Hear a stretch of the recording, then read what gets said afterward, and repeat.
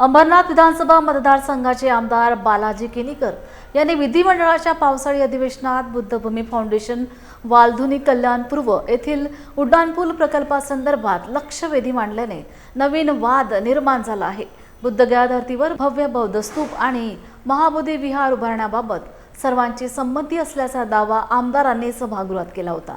मात्र या दाव्याला तीव्र विरोध करत भंते गौतमरत्न महाथेरो यांनी आमदार बालाजी किनीकर आणि सामाजिक न्याय मंत्री संजय शिरसाट यांचा जाहीर निषेध केला आहे। येत्या 29 जून 2026 रोजी सकाळी 11 वाजता डॉ. बाबासाहेब आंबेडकर उद्यान कल्याण पश्चिम इथून कल्याण डोंबिवली महानगरपालिकेवर महामोर्चा आयोजित केला असून समाज बांधवांनी मोठ्या संख्येने सहभागी व्हावे असं आवाहन भंते गौतमरत्न महाथेरो यांनी केले आहे।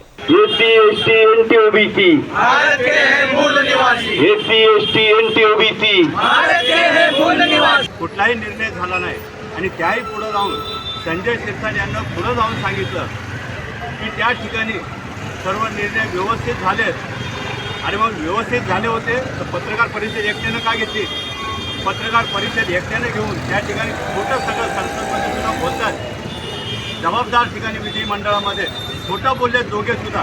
प्रथम आम्ही संजय शिरसाट आणि बालाजी किनीकर यांचा जाहीर निषेध करतो की अरे तुम्हाला जर दलाली करायची ते करा तुम्ही, परंतु समाजाविषयी आणि चुकीच्या माहिती या जिथून पवित्र काम व्हायला पाहिजे अशा विधिमंडळामध्ये तुम्ही खोटं बोलता। तुम्ही यावेळेस आपण राजा महाराजांची गुलामी पाहिली, इंग्रजांची गुलामी पाहिली, परंतु आम्हाला वाटलं गुलामी संपली। आता आम्ही स्वतः संजय शिरसाट आणि बालाजी किनीकर हे श्रीकांत शिंदे यांची किती गुलामी करतात हे यांना जाणीवपूर्वक दाखवलेलं आहे। कारण हे संविधानाचं काम करत नाहीत, संविधानाच्या दाखवणीत काम करत नाहीत। हे फक्त स्वतःचा फायदा होण्यासाठी दलाली आणि हुजरेगिरी करणं हे दलाल आहेत आणि ह्या दलालांना बुद्धभूमीशी त्या ठिकाणी वेगळं बोलले आणि अधिवेशनमध्ये विधिमंडळामध्ये खोटं बोलून किती मोठे दलाल आहेत याचं त्यांनी सर्व समाजाला दर्शन घडवलेलं आहे। या दलालांचा आम्ही जाहीर निषेध करतो आणि बुद्धभूमीचे कुठल्याही अटी मान्य झालेल्या नाही। या ठिकाणी अधिवेशन चालू आहे हे त्यांनासुद्धा माहिती आहे, तरीसुद्धा सांगतात की सर्व अटी मान्य झालेल्या आहेत। त्यांना ज्या अटी मान्य असतील त्या त्यांनी केलेल्या असतील, त्यांच्या खिशे भरायच्या अटी ह्या त्यांनाच मान्य केलेल्या आहेत। या ठिकाणी बंदेजींच्या माध्यमातून आंदोलन सुरू आहे। विधानमंडळातील सभागृहामध्ये आमदार बालाजी किनीकर आणि समाज कल्याण मंत्री संजय शिरसाट या दोघांतर्फे प्रश्न आणि उत्तर देण्यात आलेले आहेत, परंतु मी खेदाने या ठिकाणी सांगू इच्छितो आज 27 दिवस होऊनसुद्धा बालाजी किनीकर असतील आणि समाजाचे कल्याण करण्यासाठी समाजाने निवडून दिलेले संजय शिरसाट असतील जे मंत्रीही आहेत, दोघांपैकी कोणीही प्रत्यक्ष बुद्धभूमी कल्याण या ठिकाणी येऊन भेट दिले नाही। कुणीही या ठिकाणी आमचे आंदोलनकर्ते आमचे भिक्खू संघासोबत बोलले नाही। प्रत्यक्षरित्या कशा प्रकारे आमच्यावर अन्याय झालेला आहे याबद्दल कोणत्याही त्यांनी पाहणी केली नाही।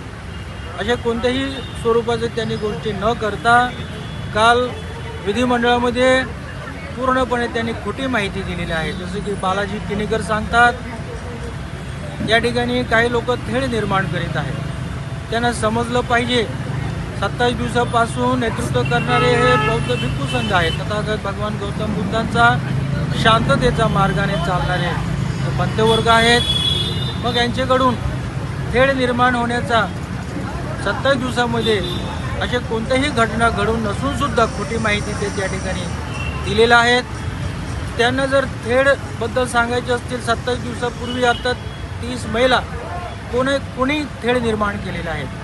बालाजी किनीकर त्यांचा जो मालक आहेत त्या मालकानेच त्या ठिकाणी खासदार त्यांनीच थेट निर्माण करून आमच्या बुद्धभूमी त्यांनी उद्ध्वस्त करायला निघालेले आहेत। त्यांनी बुद्धभूमीची जमीन कब्जा करून त्या ठिकाणी बऱ्याचशा गोष्टी करण्यासाठी त्यांनी नियोजनबद्ध कार्याअंतर्गत बुद्धभूमीच्या मधोमध उड्डाणपुलासाठी त्यांनी 3-4 वर्षापासून वेगवेगळे मार्गाने दुष्कृत्य करत आता 2दा पोलीस बळ त्यांनी लावून त्या ठिकाणी बेकायदेशीरित्या जमीन ताब्यात घेणे असतील, बेकायदेशीरित्या तथागतांची मूर्ती हटवणे असतील, भीमा कोरेगाव स्तंभ बौद्ध स्तूप इत्यादी उद्ध्वस्त करणे असतील, असंख्य झाडांची कत्तल हा जो मुख्य सूत्रधार खासदार श्रीकांतजी शिंदे यांचा या नियोजनामधून झालेला आहे. तर थेट यामुळे कोण निर्माण केलेला आहे? भिक्खू संघाने केलेला आहे की या लोकप्रतिनिधी आयुक्त उपायुक्त ह्या लोकांनी केलेला आहे? त्यांनी त्याची शहानिशा करून त्याप्रमाणे त्यांनी सुधारित वक्तव्य या पवित्र सभागृहामध्ये त्यांनी दिलं पाहिजे. त्यानंतर संजयजी शिरसाट ते सांगतात की या ठिकाणी कोणत्याही प्रकारचे काही बुलडोझर आले नाही, कोणत्याही स्वरूपाचे त्या ठिकाणी बुद्धभूमीमध्ये तोडफोड वगैरे काही करण्यात आलं नाही. हा सुद्धा किती खोटं त्यांचं वक्तव्य आहे. लाईव्ह टेलिकास्टच्या माध्यमातून भारत नाही संपूर्ण जगाने पाहिलेलं आहे. कित्येक बुलडोझर त्या ठिकाणी बुद्धभूमीमध्ये पाठवून पोलीस बळाचा सहारा घेऊन त्या ठिकाणी आमच्या सर्व गोष्टी त्यांनी दिवसा ढवळत त्यांनी उद्ध्वस्त केलेला आहे. ते काय आम्ही सांगण्याची काही आवश्यकता नाही आहे, उघड्या डोळ्याने संपूर्ण जगाने पाहिलेलं आहे. परंतु असे ते जबाबदार पदावर असून सुद्धा त्यांनी कशा प्रकारे या सभागृहामध्ये खोटं बोलतात काल संपूर्ण महाराष्ट्राने पाहिलेलं आहे. अशा प्रकारे ते चितावणी देत आहेत का इथे ते कठोर कारवाई करणार म्हणून. म्हणजे आम्ही शांततेच्या मार्गाने संवैधानिक मार्गाने न्याय हक्कासाठी बसलो. आमच्या हक्काबद्दल तर काहीच बोलत नाही, आमच्यावर जे अन्याय झालेले आहे त्याबद्दल काहीच बोलत नाही. जे शिरसाट असतील, बालाजी किनीकर असतील, परंतु वेगळेच ते विषय जो आमचा मागणीमध्येच नाही आहे, प्राधिकरण हा प्राधिकरण काय आहे त्यांनी अगोदर आम्हाला समजून सांगावं. आणि त्यानंतर तरीही आम्ही आमच्या वतीने त्या ठिकाणी प्रस्ताव सादर केलेला आहे.